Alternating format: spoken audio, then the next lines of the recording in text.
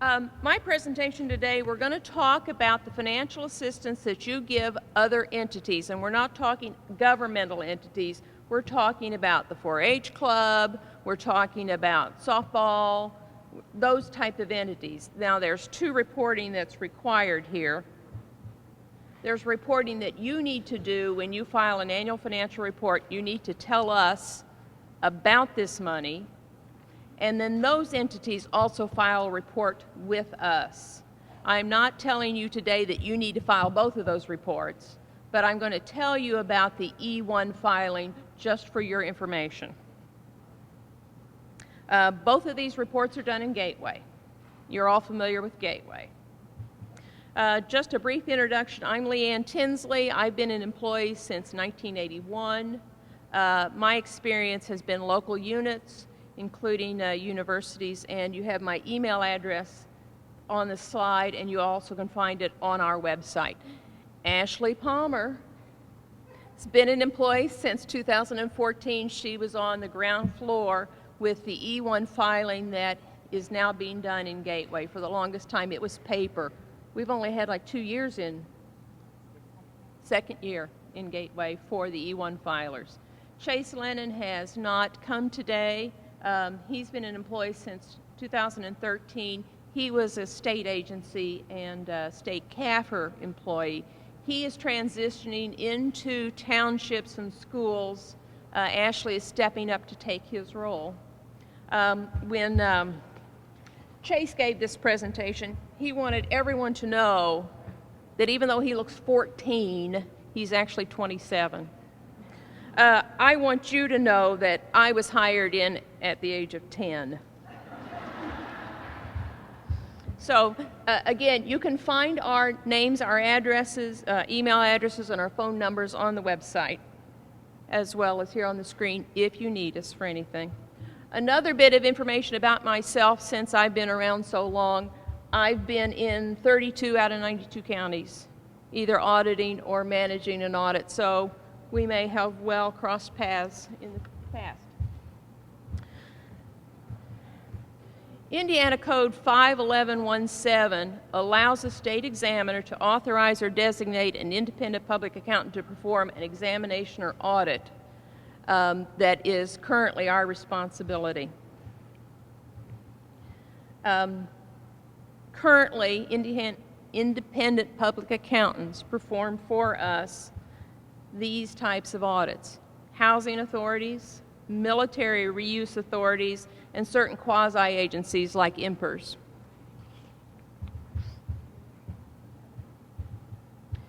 Indiana Code 51114 requires annual financial audits or reports from these entities. Again, they file in Gateway. Also, 51119 defines what an entity is and defines the audit thresholds. They require audits if they receive $200,000 of government money and 50% of their total disbursements derived from these government funds. Now, entities can be for-profit corporations. They can be not-for-profit corporations. They can even be unincorporated associations, organizations, even individuals. In the upcoming October 2016 bulletin, you will find an article entitled Financial Assistance to Non-Governmental Entities. We are telling you that you need to let these individuals or corporations know the following information in writing annually when you provide them these funds. Number one, you need to inform them that they are to file an entity annual report and that the potential for an audit is there, and you need to give them these Indiana codes. Now, I have been asked, what's the filing threshold? If they get $1 worth of money, they have to file. The audit threshold is the $200,000, but if you give them $1, they need to file an E1. Number two, you need to let them know where this funding is coming from. Is it state money you're passing through to them? Is it funds of your own that you're passing through to them? Is this a federal grant you're passing through to them? If it is a federal grant, you need to give them the program name and the CFDA number. Is this a fee-for-service arrangement? We'll discuss that in a little bit. You'll also need to let them know that we may require documentation to support what they are filing with us. Frequently, we use this if the program name and the CFDA number doesn't make sense. If the CFDA number doesn't match any existing program, we'll want to know what exactly they're getting. Number 4, the E1 that we require is not to be confused with the Secretary of State's business entity report. I don't know who came up with these names. These names existed before I got there. I would have come up with a different name. We are always in the office getting the Secretary of State's business entity report and $10. We don't require a filing fee. We would be happy to keep $10, but Ashley or our intern walks it downstairs. And we are not even charging a processing fee for doing that. Also, we would like for you to give them this email address. This is the email address that we monitor that these individuals use to communicate to us. It's not for profit, no S. I always say not for profits, and that's wrong. Not for profit at sboa.in.gov. That is monitored by a couple of different individuals so we can give timely response to any emails that we may receive. Fee for service versus financial assistance. This is a subject that is hard to explain. It's hard to put in writing. Either you get it or you don't. We're trying to give you some helpful hints along the way. And I'm way past my... Fee for service is usually paid on a predetermined amount per unit of service provided. Usually it's paid after the fact. You'll get a claim that tells you we did this many units of service at this amount of money, you owe us this much money. The total amount is usually not subject to the provider's cost. If the provider's cost is going up, you're still paying them the same amount of money.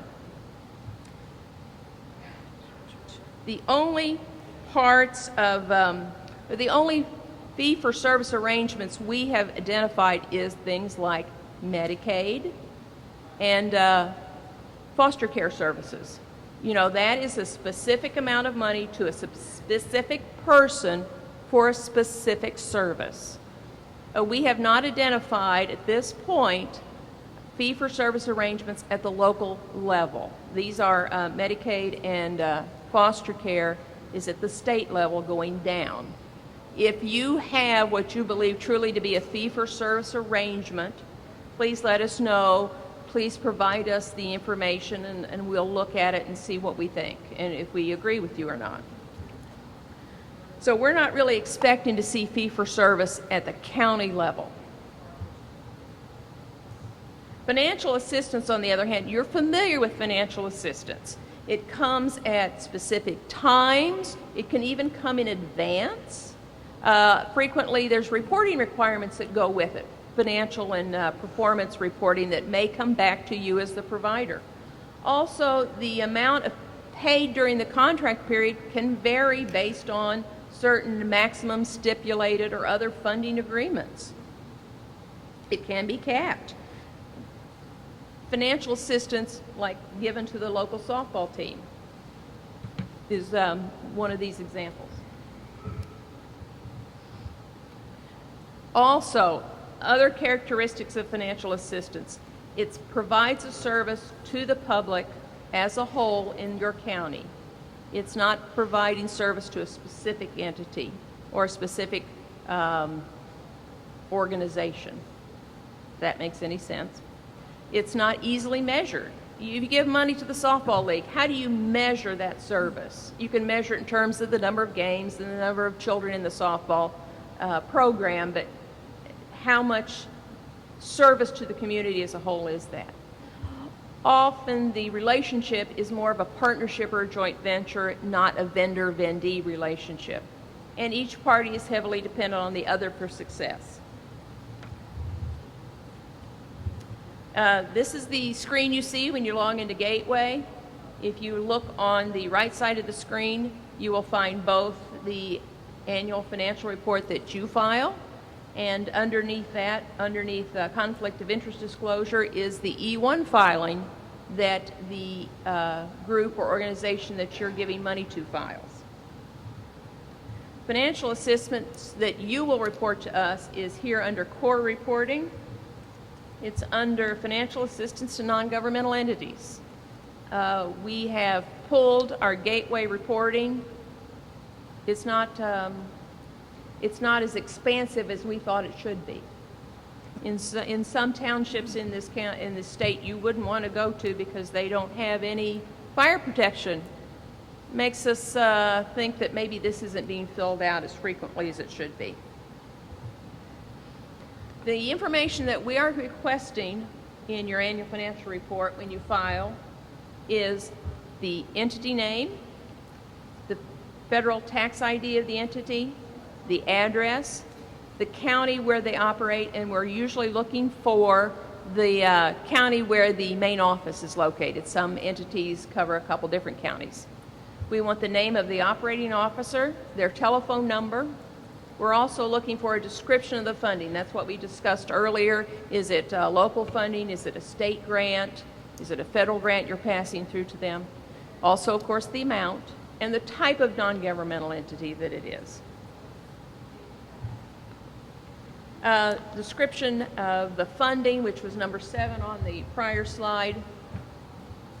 At this point in time, that is not required. If we go backwards, those items in red are the only required items that you need to give us at this date. We're hoping to change that and require number 7 at a minimum. So we are getting a true picture of what kind of funding you're passing out. Okay, now we've made it to the entity side where they're filing for the E1. Again, you're not filing that for them unless you're a part of that entity and that's the job that you've taken on. But this is just for informational purposes at the moment. If they've previously filed in Gateway with us, Section 1 of the E1 pre-populates. It has such information as their legal name, their federal ID, their address, that type of thing. If they need to change any of that, they'll need to email us at that email address that we provided earlier, and we will make the changes necessary. We're also asking for their independent public accountant's email address if they have one. When we email back and forth with them, letting them know they need an audit or we need to see an audit contract, it's just helpful to have the auditor's email on that. Section 2 is a little backwards. Again, this was before I got there. I don't know why. We have to enter the line 3 first. And line 3 is their total disbursements, not just disbursements of the government money they've received, but their total disbursements from whatever funding source. And then lines 1 and 2 automatically refill or automatically fill from what they're placing in Section 3. Section 3 is where they're putting the detail, i.e. where they're getting their government money from, what's the program title, what's the amount received and dispersed. Sometimes that's different based on a timing difference. Also the CFDA number if it's federal money, and the source of the government money.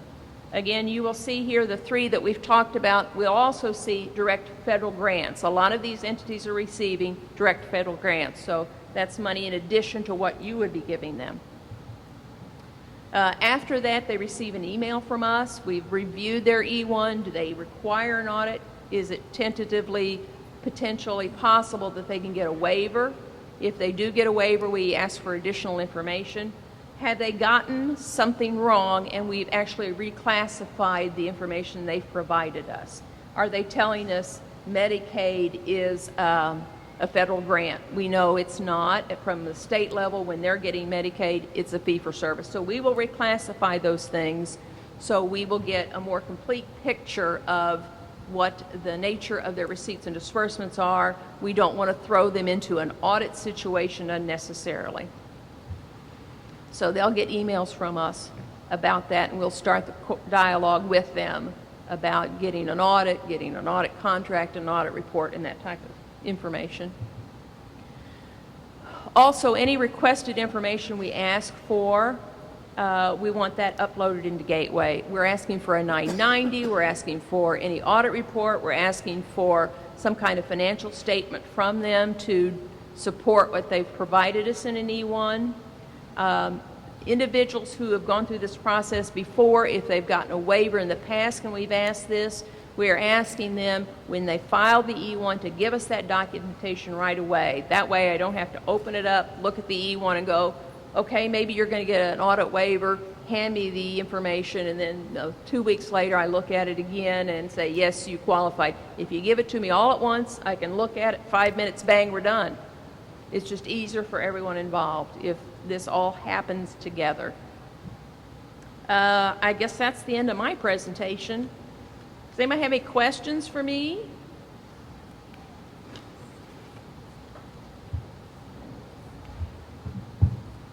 Run, Shannon, run. She was on our softball team that came in second. I've seen her run. She runs. I guess my question is, and maybe you can provide examples. I would assume my CMHC would need to complete the E1. Okay, you're going to have to give me something other than the initials. Oh, Certified Mental Health Center. Each county is mandated to pay certain amounts of money to a certified mental health provider. So some of the funds come out of the levy, some are outside of the levy. I would assume they would need to have one, and maybe you could suggest some other examples so that we know we're catching all of them. Most likely they would need to file an E1. Have they filed one in the past? Are you aware? Good question. One of the things that we've run across recently, and it seems very odd to me, we've got entities who want to file an E1 and an annual financial report. You know, you're either one or the other. You're either a government or you're not filing an E1.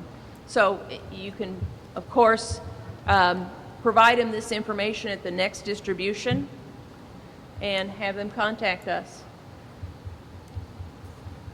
Does that answer your question? If not, please email me.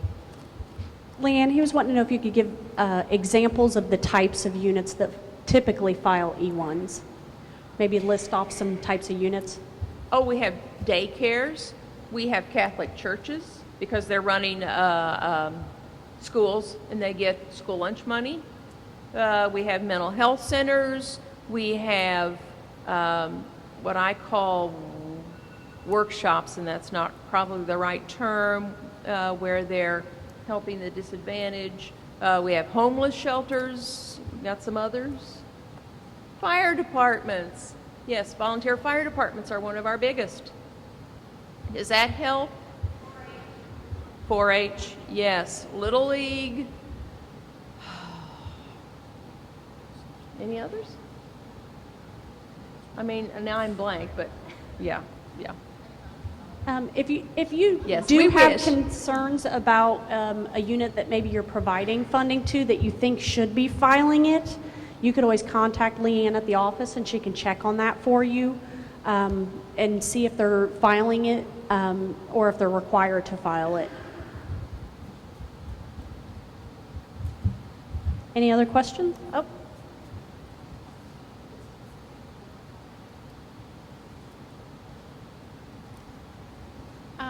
I just want to clarify. We fill out our report in Gateway, of course, to the entities that we donate to. Most of ours are through economic development.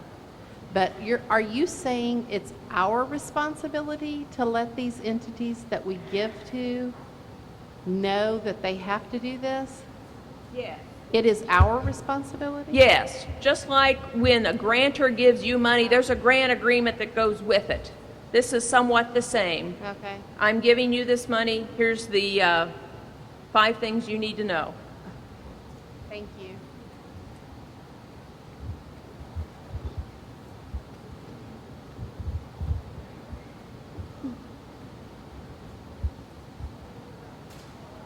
No one else? Well, thank you very much for your attention. Again.